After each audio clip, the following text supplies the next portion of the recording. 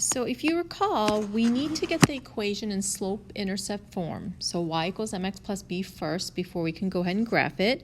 So in order to do that, what you want to do is leave the y where it is, and we're going to go ahead and add or subtract the x's, and then divide by the number in front of y if we need to. So in this case, my first step would be to subtract the 6x.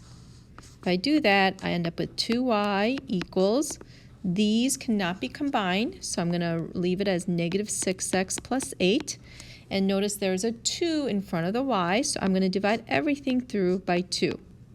And make sure when you write your final answer, you want to reduce the numbers.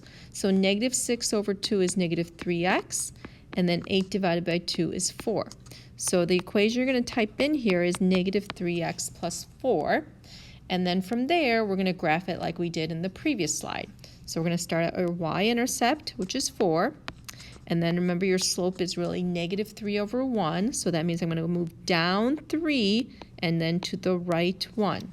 Connect your dots. Draw the arrows at both ends. Okay, let's try one more. So same thing here. We're going to leave the y where it is. There are x's on the other side, so I'm going to go ahead and subtract the x from both sides.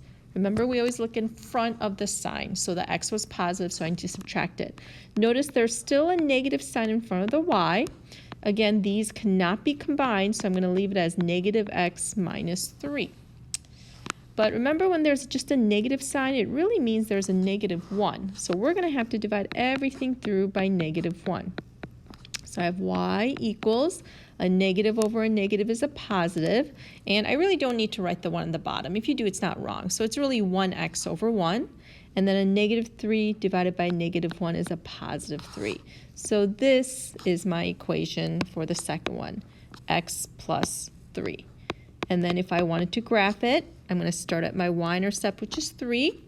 The slope here is really 1, or 1 over 1, so I'm going to go up 1 to the right 1, connect your dots, and do your arrows on both.